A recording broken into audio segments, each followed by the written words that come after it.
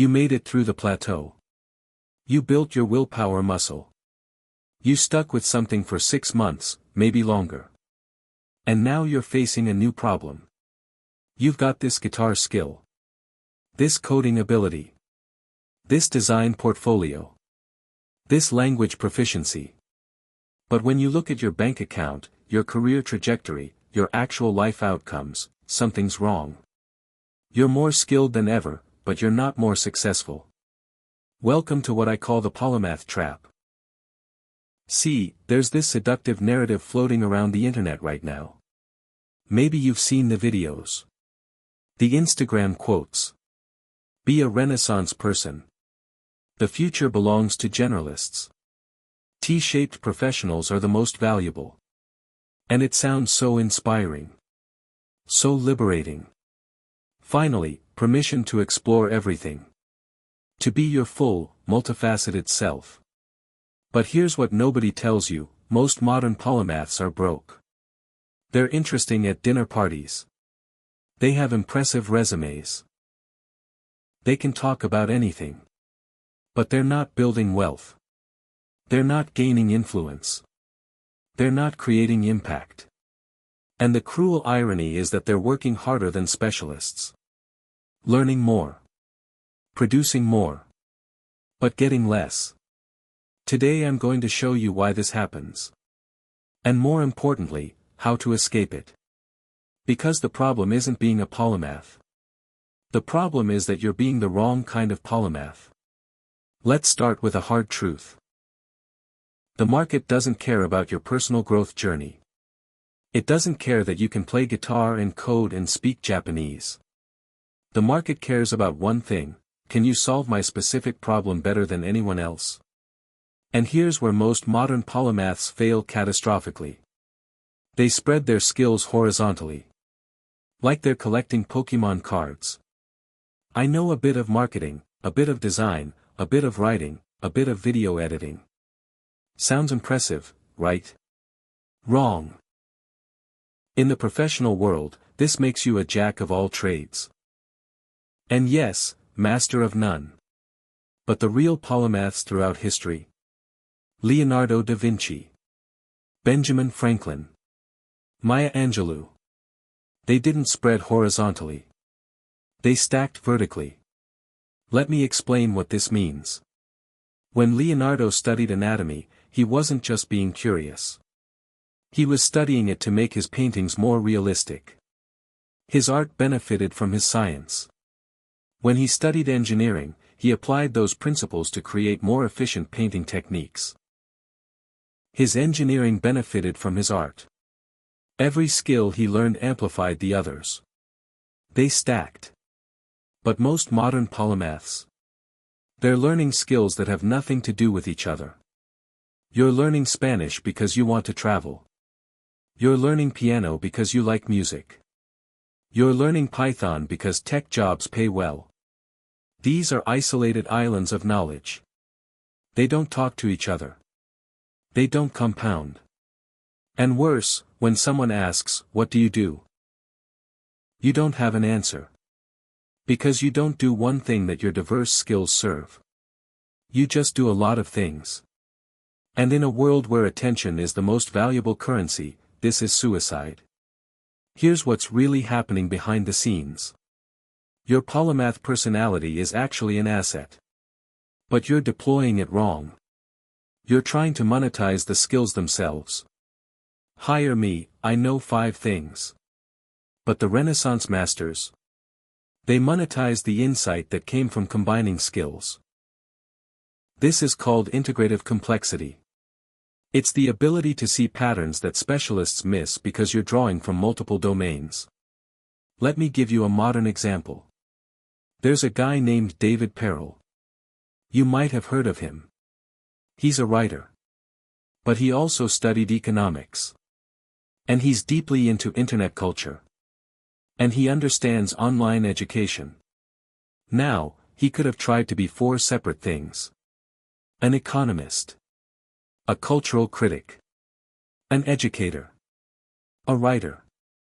Instead, he stacked them. He writes about economics through the lens of internet culture. He teaches writing through educational frameworks. His business model is informed by his economic understanding. Each skill amplifies the others. The result? He built a multi-million-dollar education company. Not because he was the world's best writer, but because he could see connections other writers couldn't. That's vertical stacking. That's the polymath advantage. But you're not doing that. You're learning guitar and wondering why your marketing career isn't taking off. You're learning to code and wondering why your writing isn't getting better. Your skills aren't talking to each other. So here's the shift you need to make. Stop collecting random skills. Start building a skill stack. Scott Adams, the creator of Dilbert, talks about this concept. He's not the best artist. He's not the funniest comedian. He's not the best business writer. But he's in the top 25% at drawing, top 25% at humor, and top 25% at understanding business. And that combination?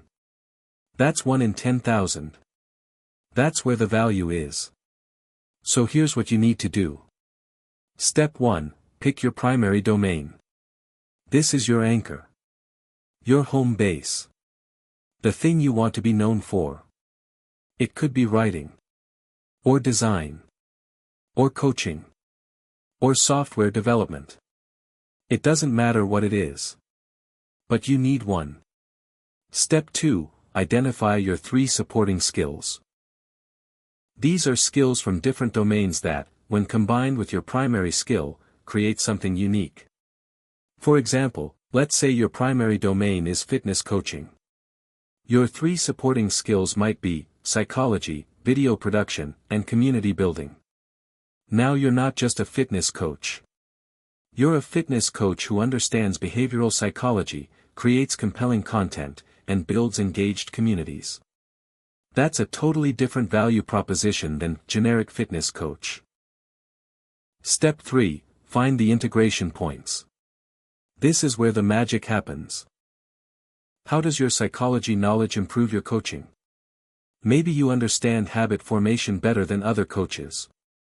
How does your video production skill amplify your reach? Maybe you can create content that actually gets watched. How does community building create a moat? Maybe your clients stick around longer because they're part of something. These aren't separate skills anymore.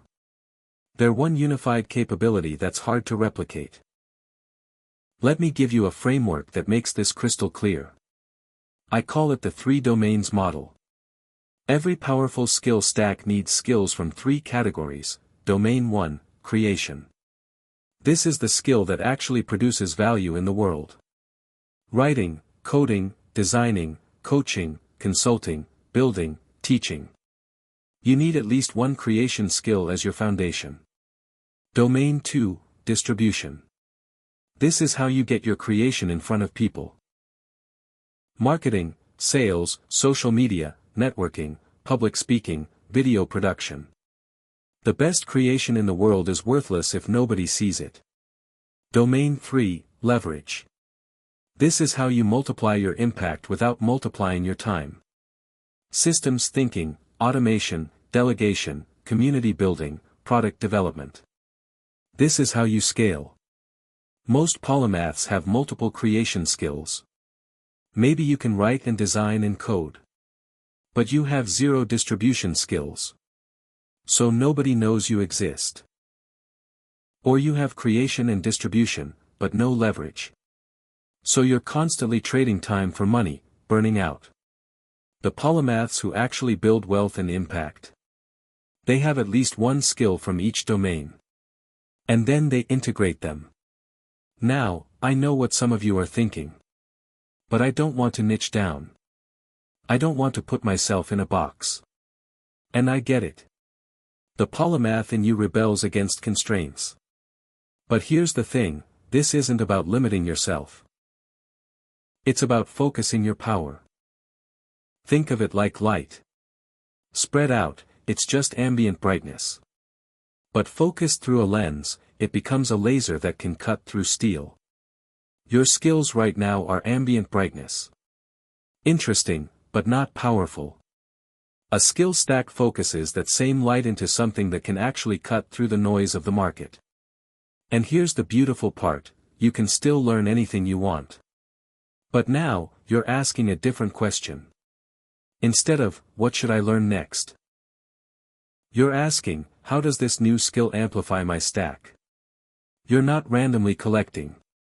You're strategically building. Here's your action plan. In the next 48 hours, do this exercise. Open a document. List every skill you have. Everything. Now, circle the top 3 skills you're actually good at. Not just interested in. Actually competent. Look at those 3 skills. Do they come from different domains? Creation, distribution, leverage? If yes, write one paragraph describing how these 3 skills combine to create something unique. If no, you have a gap. Identify which domain is missing. Then choose one skill from that domain to develop over the next 6 months. Not 5 skills. 1. Because here's what happens when you do this, suddenly, your random interests aren't random anymore. They're strategic. That coding skill you picked up. Now it's how you automate your writing business. That design knowledge. Now it's how you make your coaching content stand out. That psychology degree. Now it's how you understand your audience better than your competitors. Everything clicks into place. Here's the truth that nobody wants to hear, being a polymath in the modern world is harder than being a specialist. Not because the learning is harder. But because the integration is harder. Specialists have a clear path. Learn one thing deeply. Get hired. Climb the ladder. But polymaths? We have to forge our own path. We have to see connections others don't see. Build things that don't exist yet. Create our own categories.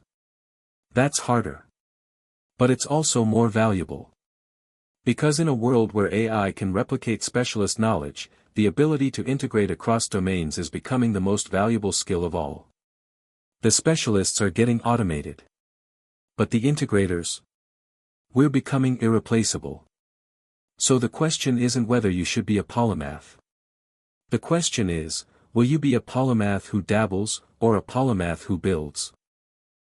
Will you collect random skills that go nowhere? Or will you stack strategic skills that compound? Stop being a jack of all trades. Start being a master of integration. I'll see you in the next one.